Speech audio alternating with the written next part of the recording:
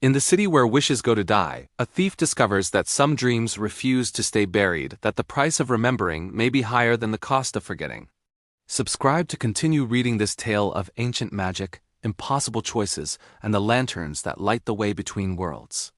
The desert screamed. Not with wind, though sand spiraled in violent columns across the dunes, but with something older. Something that had been sleeping beneath the world for 1,000 years and had just opened its eyes. Above the ancient city of Zahira, the sky fractured. A crack of impossible light split the twilight horizon, bleeding colors that had no names, violet threaded with silver fire, gold that pulsed like a living heartbeat. The crack widened, and from it poured a sound, the echo of 10,000 voices whispering a single word in a language no living soul remembered. In the marketplace below, clay pots shattered. Merchants froze mid-haggle. Children pointed upward, their laughter dying in their throats. And in the shadows of the lower city, where the forgotten lived among crumbling stone and fading dreams, a young thief named Rayan stopped running. He stood on a rooftop, stolen bread clutched against his chest, staring at the wound in the sky. His dark eyes reflected the impossible light. His breath came in short gasps, not from the chase, but from the sudden, inexplicable certainty that his life had just changed forever. The light pulsed once more, then vanished. The sky sealed itself. Silence fell like a curtain. Rayan's hands trembled. The bread slipped from his fingers and tumbled into the alley below, forgotten. Because carved into the air where the light had been, glowing faintly before fading, was a symbol he'd seen only once before, etched into the broken compass his mother had left him before she disappeared 7 years ago. A spiral within a star. A map to something impossible.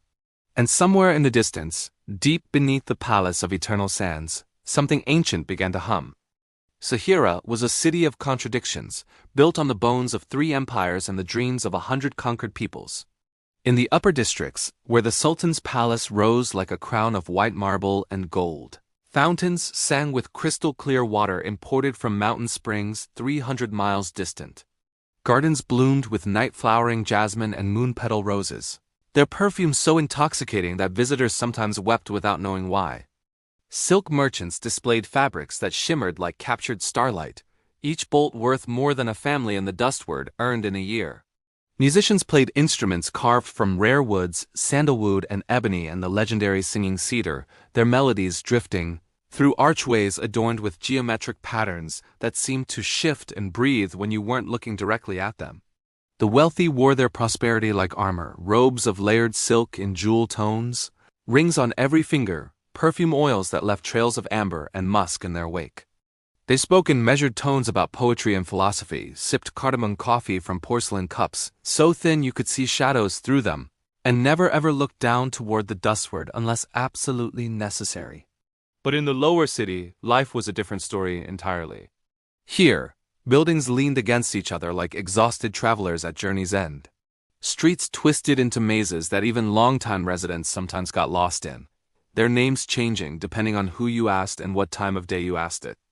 The air was thick with competing scents, cumin and coriander from the spice vendors, sweat from the laborers hauling goods up from the river docks, the acrid smoke of cooking fires, and underneath it all, the peculiar smell of desperation, metallic and sharp, like copper left too long in the sun. Children played in the shadows of crumbling walls, their laughter bright and defiant against the gray stone. Merchants sold what they could, day-old bread, patched clothing, tools that had been repaired so many times they were more solder than original metal. Women carried water from the public wells in clay jars balanced on their heads, their backs straight despite the weight, their eyes holding stories they would never tell. This was Rayan's world. He knew every rooftop, every hidden passage, every loose brick that could serve as a handhold. He knew which merchants would chase you and which would simply curse your name. He knew where to hide when the Sultan's guards came looking for thieves, and he knew, though he tried not to think about it, exactly how many days he could survive without stealing. 7 years he'd lived this way.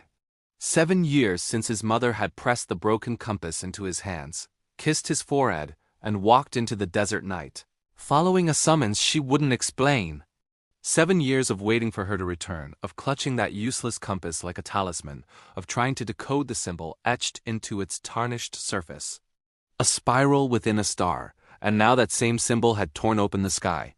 Rayan's fingers trembled as he pulled the compass from the leather pouch at his belt. The metal was warm, impossibly warm, as if it had been lying in direct sunlight, though it had been tucked against his ribs all day. The symbol glowed. Faintly like embers beneath ash, but unmistakably there. The spiral pulsed with a rhythm that matched his heartbeat, and the star's 5 points flickered in sequence, as if counting down to something. "By the 7 winds," Rayan whispered. "What are you?" "A key," said a voice behind him. Rayan spun, his hand instinctively reaching for the small knife at his belt. An old woman stood at the rooftop's edge, though he would have sworn on his mother's memory that the roof had been empty moments before. She wore the dark blue robes of a scholar, embroidered with silver thread in patterns that hurt to look at directly. Her face was a map of wrinkles, each line a story, and her eyes were the color of smoke and starlight. "Who are you?" Rayan demanded, though his voice came out less steady than he'd intended. "Someone who knew your mother." The old woman moved closer, her steps making no sound on the clay tiles. "Someone who warned her not to go looking for the lantern." But Yasmin never did listen to warnings. Rayan's breath caught. "You knew her? You know where she is?" "I know where she went." The woman's expression softened with something that might have been pity. "Whether she still exists in any meaningful sense, that's a different question entirely." The compass grew hotter in Rayan's palm. He forced himself not to drop it. "Tell me." "The Lantern of Forgotten Wishes," the old woman said, settling herself on the rooftop's edge as if they had all the time in the world. "Do you know the story? It's a children's tale. A magic lamp that grants wishes, hidden somewhere in the palace.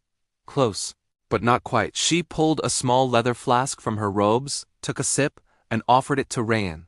He shook his head. "The lantern doesn't grant wishes, boy. It collects them.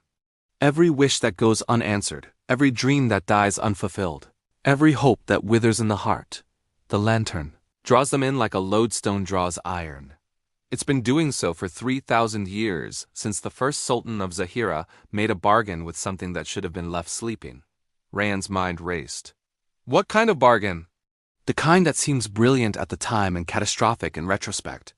The Sultan wished for his city to endure forever, to never fall to siege or plague or famine. And his wish was granted, but the price was that all the other wishes in Zahira, all the small desperate hopes of ordinary people, would feed the spell. The lantern collects them, stores them, uses them to power the enchantments that keep this city standing." The old woman's eyes fixed on Rayan with uncomfortable intensity. "Your mother discovered this. She was a cartographer, wasn't she? Drew maps for the palace?" Rayan nodded, not trusting his voice. She found an old map. One that showed the true layout of the palace, including the chambers that don't officially exist. "The lantern's prison is there, deep in the foundations, in a room that's been sealed for centuries. But 7 years ago, the seals began to weaken. The lantern began to leak. Wishes started escaping, manifesting in strange ways. Your mother went to investigate, and she never came back." The old woman stood, her robes rippling in a wind that Rayan couldn't feel. "But tonight, the lantern has fully awakened. That crack in the sky? That was 3,000 years of accumulated wishes trying to break free all at once. The Sultan's spell is failing, boy. And when it fails completely, one of two things will happen. Either all those wishes will be released in a catastrophic flood of uncontrolled magic that will tear Zahira apart, or someone enters the lantern's chamber and makes a new bargain, renews the spell, becomes the next anchor." Her eyes bored into him. "Your mother tried to do it, tried to sacrifice herself to save the city. But she couldn't complete the ritual. The lantern rejected her. It's been waiting for someone else. Someone with a stronger connection to forgotten wishes." The compass burned like a coal in Rayan's hand. "Why are you telling me this? Because that symbol on your compass? It's not just a map, it's a bloodline marker. Your family has been tied to the lantern since the beginning, guardians and prisoners both. The lantern has been calling to you your entire life. Tonight, it's finally strong enough to make you hear." She turned to leave, then paused. "The entrance is in the palace's eastern wing, behind the Hall of Mirrors. Your compass will show you the way." "But Rayan," her voice dropped to barely a whisper, "if you go down there, you may not come back as yourself. The lantern doesn't just collect wishes. It collects the people who make them." Then she was gone, dissolving into shadow and starlight, leaving Rayan alone on the rooftop with a burning compass and an impossible choice. Getting into the palace should have been impossible. The walls were 30 feet high, topped with iron spikes and patrolled by guards in ceremonial armor that was nonetheless quite functional. The gates were solid bronze, inscribed with wards that made Rayan's teeth ache when he looked at them too long. Every entrance was watched, every window barred. But Rayan had spent 7 years learning to go where he wasn't wanted. He waited until the moon rose, then made his way through the dustwards tangled streets to the river docks. The palace's eastern wall ran along the water, and there, if you knew where to look, was a drainage grate that had rusted through decades ago. The guards never checked it because the tunnel it led to was supposedly flooded. It was flooded. Rayan waded through waist-deep water that smelled of rot and worse things, holding the compass above his head. Its glow was stronger now, bright enough to see by, and it pulled him forward like a fish on a line. The tunnel opened into a cistern beneath the palace kitchens. From there, Rayan climbed a maintenance shaft, squeezed through a gap in the stonework, and emerged in a storage room filled with dusty furniture and forgotten treasures. He was inside. The compass tugged him eastward, through corridors lined with silk tapestries and floors of polished marble. He moved like a ghost, freezing whenever he heard footsteps, pressing himself into alcoves and behind statues. Once, a pair of guards passed within arm's reach, discussing the evening's strange sky phenomenon in worried tones. "The court astronomers say it's nothing," one muttered. "The court astronomers are idiots," the other replied. Rayan agreed with the second guard. The Hall of Mirrors was exactly what its name suggested, a long gallery where every surface reflected and re-reflected until you couldn't tell which images were real and which were illusions. Rayan's compass led him to the hall's far end, where a mirror larger than the others showed his reflection staring back with an expression of grim determination. He pressed the compass against the glass. The mirror rippled like water, and the reflection smiled a smile that wasn't quite his own. Then the glass dissolved, revealing a staircase spiraling down into darkness. Rayan descended. The stairs went down for what felt like miles, though Rayan knew that was impossible. The air grew warmer with each step, and he began to hear it, a humming that resonated in his bones, a sound like 1,000 voices singing a single sustained note. The staircase ended in a chamber that defied geometry. It was vast, cathedral vast, but also somehow intimate, as if the walls adjusted themselves to accommodate whoever entered. A ceiling was lost in shadow, or perhaps there was no ceiling at all. And in the chamber's center, suspended in midair by chains of light, hung the lantern. It was beautiful and terrible. Shaped like a traditional oil lamp, but the size of a small house, its surface was covered in the same spiral and star symbol that marked Rayan's compass. Light poured from it in waves, not the warm glow of fire, but something colder and more ancient. And within that light, Rayan could see them. The wishes. They moved like fish in an aquarium, each one a small bright shape containing an entire story. A child's wish for her father to come home from war. A merchant's wish for one more day with his dead wife. A mother's wish for her son to have a better life than she'd had. Thousands of them. Millions. All the forgotten hopes of Zahira, trapped and burning, their energy feeding the spell that kept the city standing. And there, at the lantern's base, was his mother. Yasmin sat cross-legged on the floor, her eyes closed, her hands resting on her knees. She looked exactly as Rayan remembered, dark hair braided with silver thread, the small scar on her chin from a childhood accident, the laugh lines around her eyes, except that she was translucent, more ghost than woman, and she didn't move or breathe. "Mother," Rayan whispered. Her eyes opened. "Rayan," her voice came from everywhere and nowhere. "You shouldn't have come. I had to. I saw the symbol. The old woman told you that you could save me? Save the city?" Yasmin's smile was sad. "She told you the truth, but not all of it. The lantern doesn't just need an anchor, my son. It needs a sacrifice. Someone willing to give up not just their life but their existence. To become part of the spell, to let their own wishes be consumed along with everyone else's." Rayan moved closer, though every instinct screamed at him to run. "You tried to do it. I tried, but I couldn't let go. I kept holding on to one wish, the wish that you would be safe, that you would have a good life. And because I couldn't release it, the ritual failed. I've been trapped here ever since, not quite alive, not quite dead." Watching the lantern grow stronger while the spell grows weaker. The chains of light pulsed, and the humming grew louder. Rayan felt it in his chest, in his throat, threatening to drown out his thoughts. There has to be another way. he said desperately. There is. Yasmin stood, and though she was insubstantial, her presence filled the chamber. You can complete what I started. You're young, Rayan. Your connection to the lantern is stronger than mine ever was. If you accept the burden, if you let yourself become the new anchor, the spell will hold for another 1,000 years. The city will be saved, and I'll end up like you. No, you'll end up as part of the lantern itself. I failed, so I'm stuck between. But if you succeed, she reached out as if to touch his face, though her fingers passed through him like smoke. You'll cease to exist as Rayan. You'll become the wish keeper, the dream collector, the thing that keeps Zahira standing. Is that a price you're willing to pay? Rayan looked at the lantern, at the thousands of trapped wishes swirling within it. He thought about the dustword, about the children playing in the shadows, about the merchants and the laborers and all the ordinary people trying to survive. He thought about the upper city too, about the musicians and the gardens and the beauty that existed alongside the suffering. All of it would be destroyed if the lantern failed. But he also thought about his mother's 7 years of imprisonment, about the wishes that had been consumed to keep the spell running, about the fundamental injustice of a city built on stolen dreams. No, he said. Yasmin's eyes widened. Rayan. No, he repeated louder. This is wrong, all of it. The Sultan's bargain, the lantern, the spell, it's all wrong. You can't build something good on a foundation of stolen hopes. It doesn't matter how beautiful the palace is if it's powered by the death of dreams. He pulled out his compass and held it up. The symbol blazed with light. You said this is a key. A bloodline marker. That means I have some kind of authority here, doesn't it?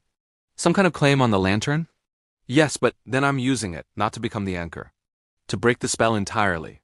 The chamber shook. The lantern's humming rose to a shriek. You'll destroy the city, Yasmin cried. Maybe. Or maybe the city will finally have to stand on its own, without magic, without stolen wishes. Maybe it'll fall. But at least it'll be honest. Rayan pressed the compass against his chest, feeling its heat sink into his skin. And maybe all those wishes will finally be free. He closed his eyes and made a wish of his own. I wish for the lantern to break. I wish for every trapped dream to be released.